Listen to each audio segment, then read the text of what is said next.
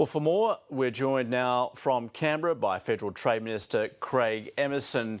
Good morning to you. Craig Emmerson, I do want to have a chat about your recent trip to Asia in just a moment, but can I first get to those revelations that Craig Thomson and the New South Wales Labor Party paid around $350,000 in legal costs for him. Is that appropriate?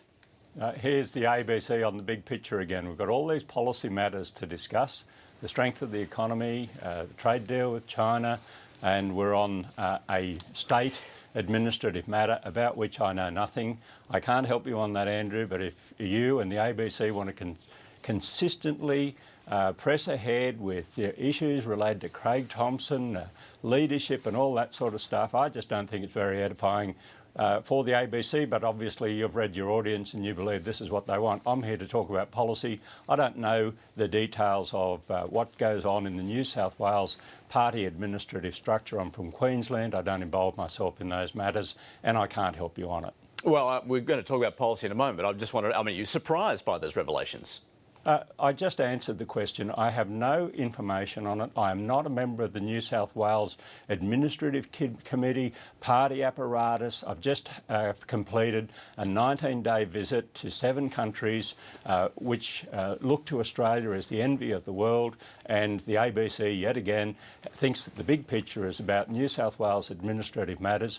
Obviously you've read your audience, you believe that that's what the audience wants to talk about. I don't have any further information on it.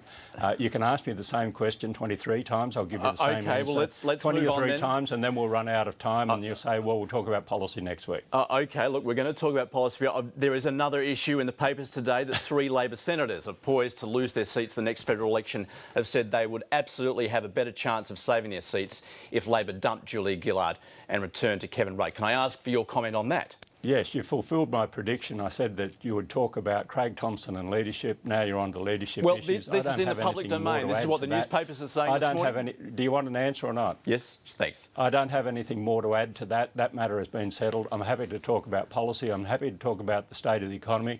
I'm happy to talk about Glenn Stevens and his views that the glass is at least half full and rising. If you've got any time to squeeze in to deal with those matters, I'm happy to have a discussion about it. OK, you've made that clear. I'm not going to go to administrative matters in New South Wales. I'm not going to go to leadership. We can spend the rest of the time me saying the same thing over and over again, or we can now move on to policy. OK, you've made that clear.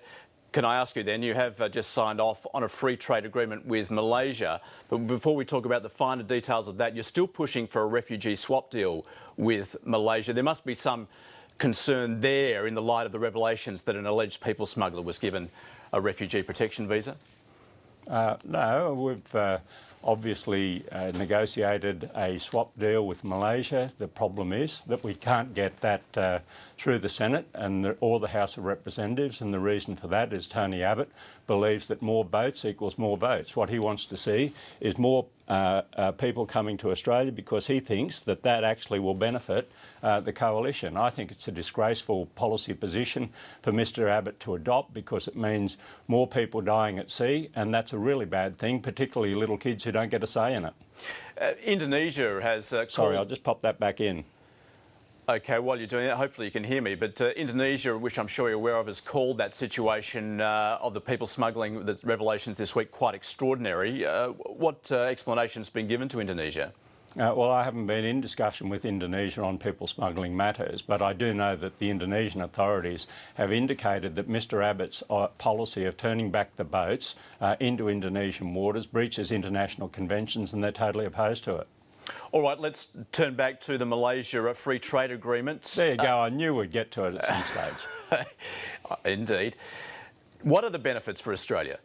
Well, it sits on top of the ASEAN, Australia, New Zealand Free Trade Agreement, which is a gold standard agreement. What this does is accelerate tariff reductions. About 97% of all of our goods exported to Malaysia will be entering Malaysia tariff-free, and that'll increase to about 99% over time.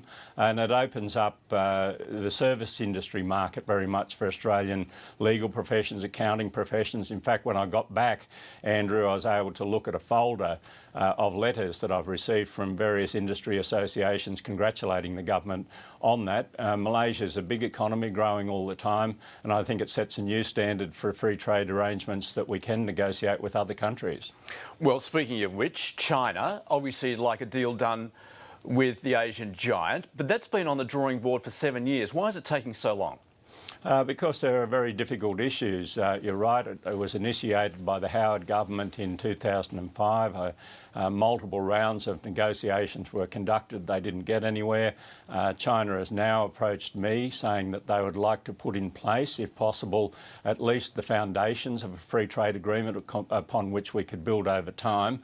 I think that would be a good thing. It really does depend in part on, what China regards as the non-negotiable basis of any such package. But I do think it's a good opportunity. I will make a point here, though. I think that our prospects are being damaged by the statements that are coming out daily by Senator Barnaby Joyce, who's a senior shadow cabinet minister, with his anti-China tirades. That is not helping the atmospherics. I would think it would be in Australia's interest to negotiate a basic deal upon which we can build over time, but this isn't helping. But isn't one of the major issues the fact that China wants freer investment in Australia by Chinese government-owned companies? No, I'm not sure that that's actually what they're seeking there. We do have Foreign Investment Review Board screening processes, Andrew, for every dollar invested by state-owned enterprises in Australia. They understand that that's important in terms of the community being comfortable with it. We have that screening process, but at the same time, we do have substantial investment by state-owned enterprise businesses in Australia. We think that that's a good thing. It's helping create jobs in Queensland, in South Australia, with LNG developments, mining developments, some agricultural developments at a very modest rate. But again, this is where both Barnaby Joyce and Tony Abbott are saying that this is very suspicious behaviour and they don't really support it. What we do have is this Foreign Investment Review Board screening to give the community assurance that when we do assess these, that they are assessed against the national interest. And Craig Emmerson, can I also ask you about, there's some concern that environmental and labour clauses in these deals are compromising the FTAs? Well, there's no evidence of that at all, and indeed in the Trans-Pacific Partnership negotiations, the United States is actually wanting to insert, reasonably sophisticated environmental and labour clauses. There are 9 countries total in those negotiations. I don't think there's a huge amount of controversy about that. So, yeah, I've seen those reports, Andrew. I just don't agree with them. And the evidence doesn't support them. I mean, we are negotiating successfully free trade agreements and will continue to do so. Craig Emmerson, thanks very much for your time. Okay, thanks, Andrew.